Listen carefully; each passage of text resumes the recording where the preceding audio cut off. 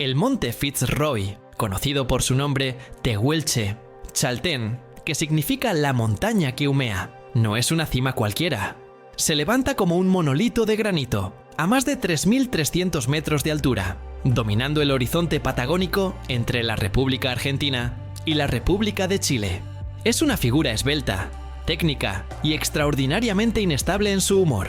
Su reputación no se basa en la altitud, que es moderada para los estándares andinos, sino en la exposición constante a los vientos polares del Pacífico y el Atlántico, un encuentro de masas de aire que genera un clima endemoniado.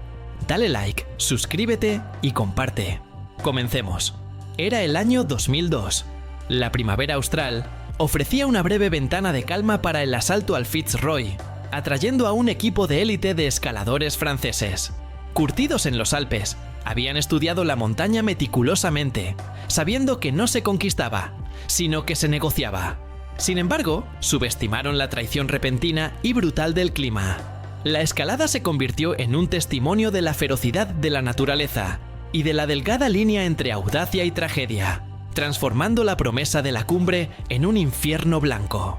El objetivo de la expedición gala era una de las rutas más exigentes del macizo, una vía que demandaba no solo fuerza y resistencia, sino también una precisión casi quirúrgica en la colocación de seguros y el manejo de cuerdas. La escalada del Fitzroy combina el ascenso sobre roca pura de altísima calidad con tramos de hielo vertical y canales de nieve dura.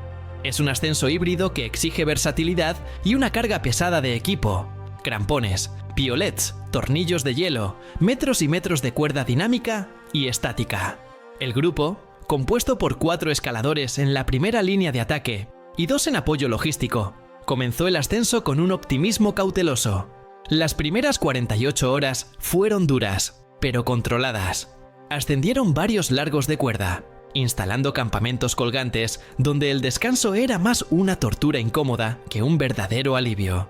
La planificación había sido meticulosa. Aprovechar la corriente de aire en calma para moverse rápido y llevar consigo raciones limitadas para mantener el peso al mínimo. Esta ligereza, sin embargo, sería su condena cuando el tiempo se torciera. En la mañana del tercer día de ascenso, la cumbre parecía estar al alcance de sus manos. El cielo sobre ellos era de un azul intenso y el sol patagónico, engañosamente cálido, iluminaba las placas de granito. Estaban a poco más de 500 metros de la cima, en un punto de no retorno. Lo que ocurrió después fue tan rápido y violento que borró toda noción de control. La atmósfera, un instante antes serena, comenzó a palpitar con una amenaza palpable. La furia del viento blanco estaba llegando, y su intensidad superaría cualquier previsión. Lo que presenciaron a continuación, un muro de nubes oscuras avanzando sobre ellos desde el Pacífico, sería una visión aterradora. El clima patagónico tiene una característica única. Carece de la progresividad de las tormentas alpinas. En los Alpes o el Himalaya, las nubes suelen avisar con horas, o al menos con una fracción de tiempo suficiente para un descenso ordenado. En el Fitzroy, el cambio es instantáneo, como si alguien cerrara de golpe la puerta del cielo. En minutos, el día se volvió noche polar. El viento, ahora un cañón de aire helado con ráfagas superiores a 150 km por hora, mezclado con nieve y hielo, impactaba la roca. La temperatura se desplomó. En la repisa, la visibilidad se redujo a cero. Los escaladores no se veían. La cuerda se volvió nylon congelado que cortaba los guantes. La cumbre dejó de ser el objetivo. La prioridad era la supervivencia inmediata. El intento de rappel se volvió una pesadilla logarítmica. El plan de 10 horas se complicó al doble. El viento gritaba como un motor a reacción, imposibilitando la comunicación. Los líderes de cuerda decidieron buscar desesperadamente un refugio, saliente o cueva de hielo, para esperar la calma. La separación forzada por la tormenta y un error de cálculo sellaron el destino de 2, rompiendo la cordada. La Patagonia había ganado la primera batalla. La separación fue involuntaria y brutal. Los 2 escaladores de la vanguardia, intentando asegurar un punto para montar una precaria tienda, fueron golpeados por una ráfaga que les arrebató parte del equipo y los obligó a moverse lateralmente en la pared helada. Cuando intentaron volver al punto donde sus compañeros esperaban, la ventisca era tan densa y el frío tan paralizante que cada metro se sintió como 1 kilómetro. El frío en la Patagonia, potenciado por el factor viento, es un asesino silencioso y eficiente. No solo congela la piel, ataca el núcleo del cuerpo, causando hipotermia con una velocidad asombrosa. A medida que las extremidades se enfriaban, los cuerpos de los escaladores comenzaron a ceder. La energía que debían usar para manipular las cuerdas se desvió a mantener calientes los órganos vitales. Las manos y los pies se adormecieron, la destreza desapareció. Uno de los dos hombres, con síntomas ya avanzados de congelación, comenzó a sufrir las alucinaciones típicas de la hipotermia severa, una sensación engañosa de calor. Los otros dos, atrapados unos 200 metros más abajo en una pared casi vertical, hicieron lo único que podían. Se acurrucaron juntos dentro de un pequeño refugio de nieve que lograron excavar.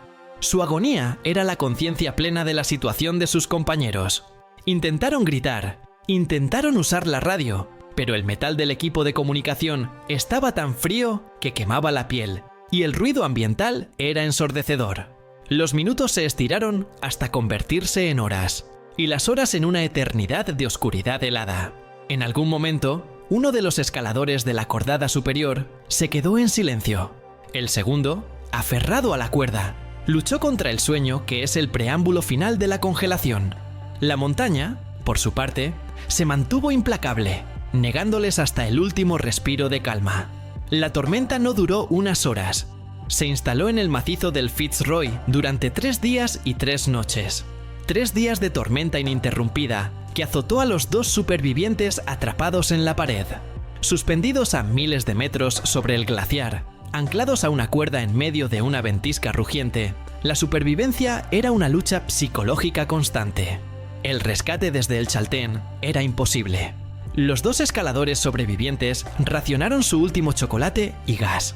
Su rutina era moverse para mantener la circulación y vigilar el anclaje en susurros. La angustia por sus dos compañeros desaparecidos era insoportable. En el segundo día, la certeza de que el granito era su cárcel y juez, y que el final sería idéntico si la tormenta persistía o fallaba el equipo, era un pensamiento macabro. Dale like, suscríbete y comparte abajo. En el campamento base, la expectativa era insoportable. Los rescatistas argentinos y chilenos se preparaban para el momento en que la tormenta diera un respiro. Sabían que el margen de tiempo para los atrapados se estaba agotando. La logística era compleja. No solo se trataba de llegar a la pared, sino de subirla en busca de los escaladores, realizar un descenso técnico con heridos o, en el peor de los casos, con cuerpos. La coordinación de un rescate en el Fitzroy es una operación internacional que requiere no solo habilidad, sino también una cuota de suerte meteorológica que la montaña parecía negarse a conceder. Al inicio del cuarto día, la tormenta, agotada o satisfecha, comenzó a ceder. El rugido del viento se redujo a un lamento. Cuando las primeras luces del amanecer filtraron la capa de nubes, el Fitzroy se reveló. Un coloso de granito cubierto por una pátina de hielo blanco y azul. El equipo de rescate, compuesto por alpinistas de élite y guías de montaña, se movilizó de inmediato. 2 cordadas iniciaron el ascenso a pie, mientras que el helicóptero, en cuanto la estabilidad del aire lo permitió, intentó un vuelo de reconocimiento. La dificultad de la búsqueda era extrema. La nieve y el hielo habían reescrito la pared.